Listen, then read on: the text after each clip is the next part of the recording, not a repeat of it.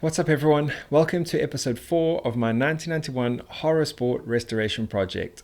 Today's the day we finally get this bike built.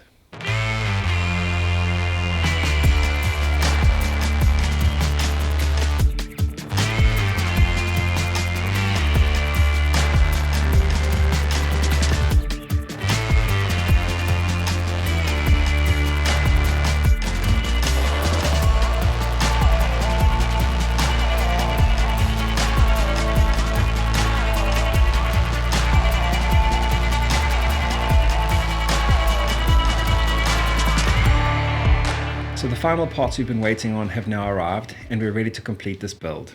If you've been following since episode 1, thanks so much for the support. I really appreciate all the comments and feedback I've received so far. At the end of this episode, we're going to be taking a look at some of the future projects, so make sure you stick around for that. To get things going today though, I thought we'd take a look at the final upgrades before we start the assembly. I'm going to be running a set of 4 Haro post mount pegs on this bike. These pegs were original spec on the Haro Airmaster, but were also an aftermarket part in the Haro catalog for a number of years. The 91 Sport was the only Sport that had peg bosses on the frame and the fork, and as a result I'm going to be running 4 of these pegs on this build. It's pretty hard to track them down today, especially a nice Survivor set, so I've got to give a big shout out to Paul de Jong and Christian Riegel for helping me track these 4 pegs down. With me upgrading the brake calipers to ACS boas, I've made the decision to also upgrade the brake levers. I'm going with the iconic Compe Tech 77. These levers are arguably the benchmark by which all other levers are measured. The Tech 77 was the go-to lever through the mid-school era, and many people who rode through the 90s and early 2000s still run these levers today. If you're going to pay a premium for a set of these and are worried about era correctness, make sure that the levers you buy have a Japan stamp on the back of the clamp. But if you're not worried about era correctness, you may as well go for a brand new set, as you can still buy them today and they're really affordable. I'm also swapping out the gyro that this bike arrived with for an original first generation gyro. The differences between the Gyro 2 and the Gyro 1 are subtle, but if you know what to look out for, they're really easy to spot. The biggest giveaway is that the upper and lower gyro plates are slotted to accept the brake cables. On the later model, Odyssey closed these off and rounded off the edges.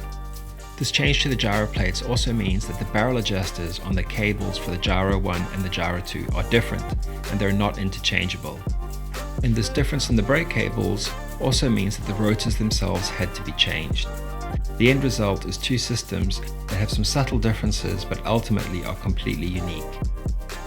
While we're on the subject of gyros, I think it's important we give credit to just how significant this product was. I'd go so far as to say that I think the gyro is one of the most influential products all time to come out of BMX. Odyssey launched its gyro in 1986, and overnight it changed the game for freestyle.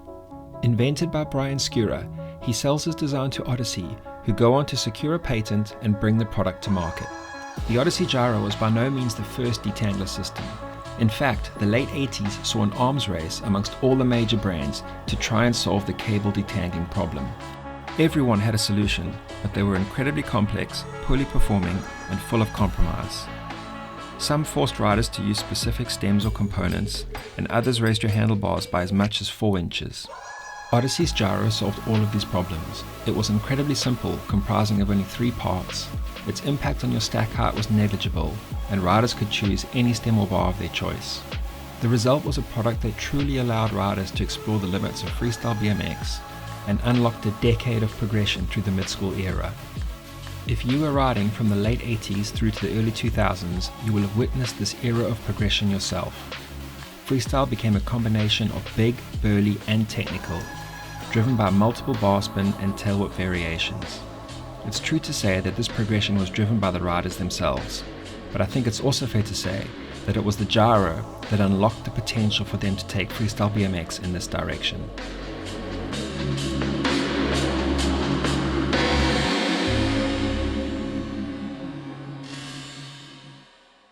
We've covered quite a lot of ground in the last few episodes, starting with the history of the Haro Sport and why I think it plays such an important part in overall mid-school BMX history.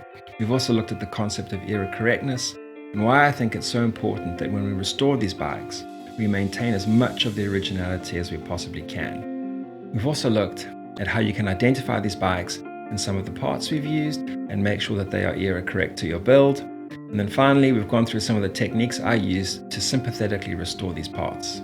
So with all of that now done, it's time to finally get this bike put back together.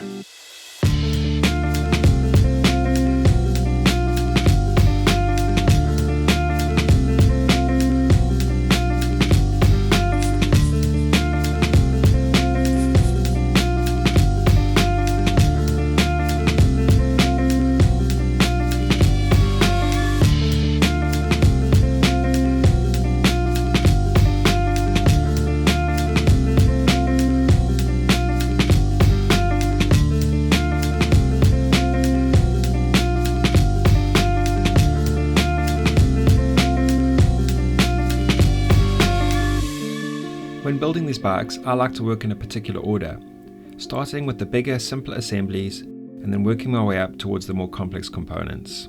I begin with the frame and fork and then move on to assembling the bars, fitting the wheels, and finally finish off with the drivetrain and dialing in the brakes.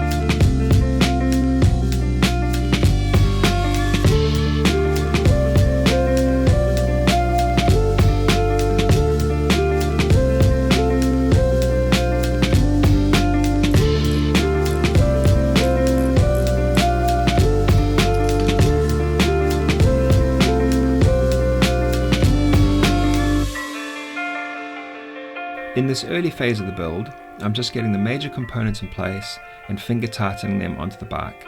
You don't want to get anything torqued down at this stage because you'll only have to go back and adjust it later on. Making sure that your brake calipers and brake pads are properly lined up will rely on where your wheel sits in the rear dropout, but to get your wheel in the correct place, you need to have your drivetrain installed. So at this stage, it's just about getting your parts assembled on the bike and ready to be dialed in.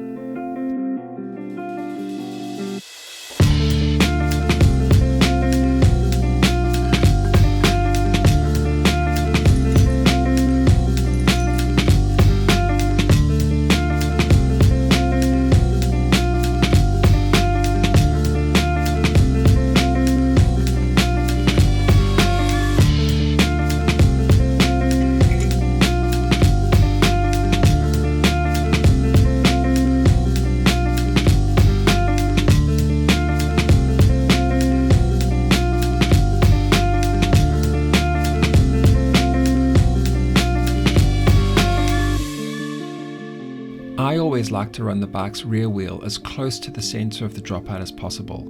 I do this because I think it's indicative of the bike's true and intended geometry. In this case, the previous owner had slammed the rear wheel, so I had to go back and add 2 links to the chain.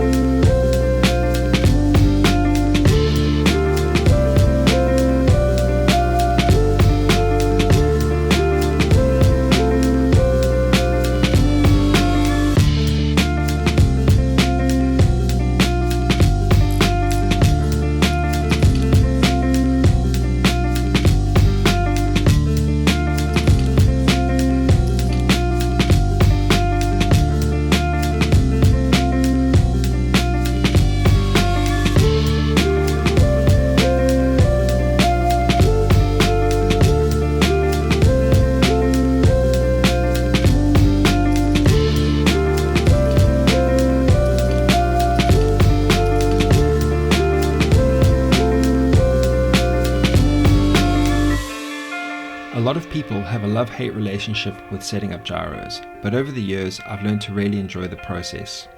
There's no reason they have to work poorly, and with a few tips and tricks you can get them really dialed in. I've created a dedicated video on how to set up a gyro, and you can find that in the how-to section on this channel.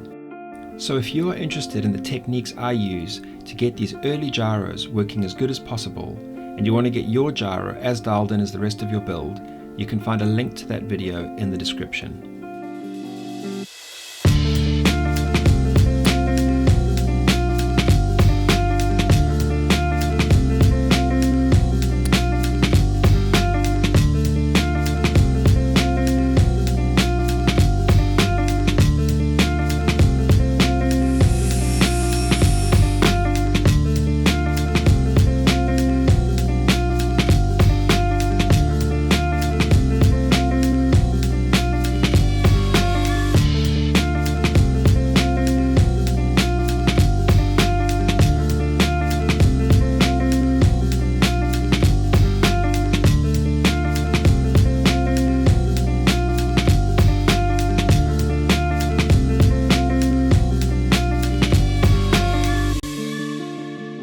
So with the gyro now fully assembled and dialed in, we're nearing the end of this project.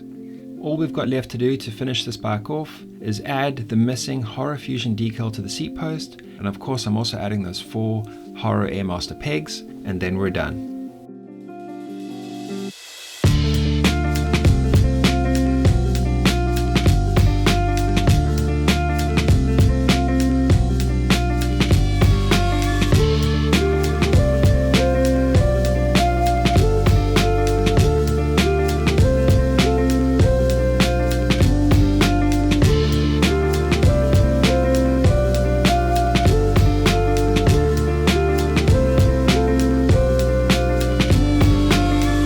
You can't beat that feeling when you drop the bike from the stand for the first time and finally get to take it in as a complete build.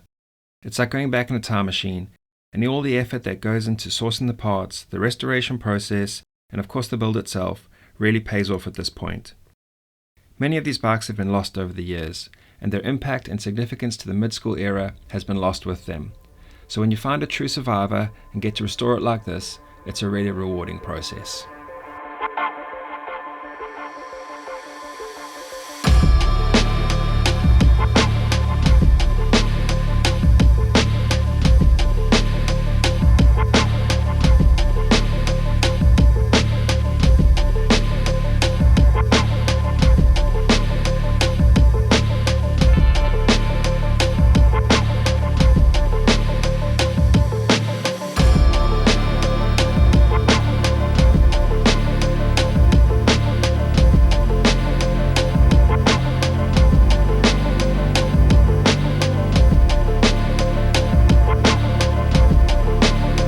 So that's a wrap for the 91 Sport.